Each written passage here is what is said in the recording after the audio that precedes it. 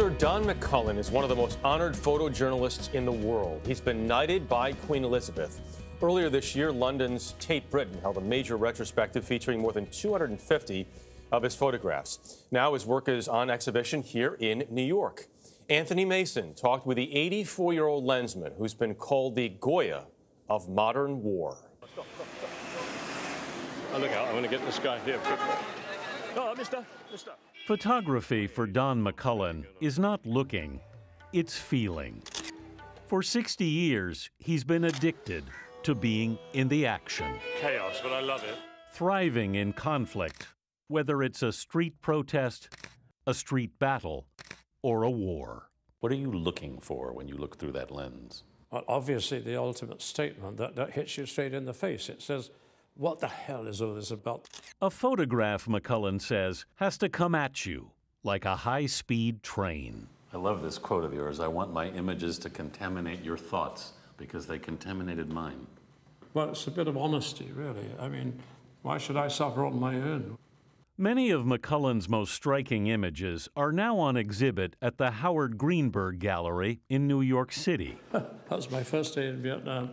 He went to Vietnam many times. In 1968, to cover one of the longest infantry battles of the war, the brutal fight for Hue. His photo of a shell-shocked Marine would become one of his most famous. How many images did you take of him? 5. Just 5? 5. I just went click, click, click, and the man never batted an eyelid. He also covered the war and famine in Biafra, Allied units have now and the conflict in Cambodia. You were almost killed in Cambodia in 1970. Yes, I walked into an ambush. He was put into this truck with the other injured. This is the moment you almost died. The man who's dying is dying at that very moment I took that picture. As you take this picture, you're wounded. Yeah, but I'm only wounded in the legs. I'm not dying. You're still taking pictures, even though you're... Well, I think it took my mind away, and I thought this is an opportunity to show yet another phase of suffering and war. McCullin's empathy came from his own poverty. This is where I grew up as a boy in North London. In his recent memoir, Unreasonable Behavior, McCullin admits he has a chip on his shoulder about it. Well, my father died when I was 13 in total misery and poverty, and I wanted to overcome this sorrow in our family. In 1958, he took this picture of local gang members who were later thought to be involved in a murder. And I took the photograph to the Observer newspaper, and they said, "Did you take this photograph?" And I said, "I did." And they said, "Well, we're going to publish it." You remember all of these assignments? I know every single detail. If I could only remember the literature I read, the way I understand photography. They must burn into you then in some way. This stuff is part of my bone marrow. You are frequently called a war photographer. Which I detest, actually.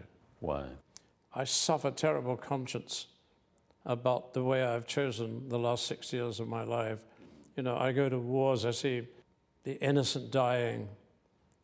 I feel like Caesar, who is wearing uncomfortable laurels. War is total madness, really. And you're in that war, and you are part of the Mad Hatter's Tea Party. Do you ask yourself every time you go why you're going? Let's not be deceitful here. First of all, the adrenaline rush was exciting, particularly when you got away with it. I know exactly what you mean in terms of the rush you get. Well, even fear can be exciting. He knows all forms of fear. The British author John le Carre has said.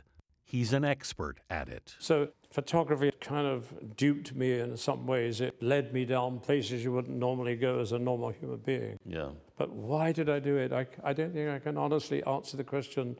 In the 90s, McCullin began to shoot winter landscapes around his home in rural England. This is beautiful. Yeah. I took this on my way to a hospital where one of my children were being born. I stopped the car and got out, ran across the fields and did this picture, and then carried on to the hospital to see my new child. They are stunning, but stark.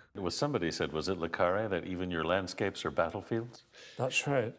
But in the fields around Don McCullin's home, the photographer known for war has found some peace. It was my psychiatrist. It was me curing myself by just embracing the landscape.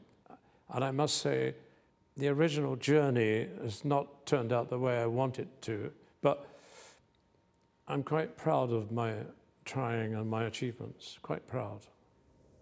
He should be. To be a man who is about the visual experience, he has a way with words. Yeah. He speaks He is well, amazing, yes. And those images, the way you can capture a moment and bring it to someone, especially in times of war, so important for those who can't be there. 2 of his books up in the office.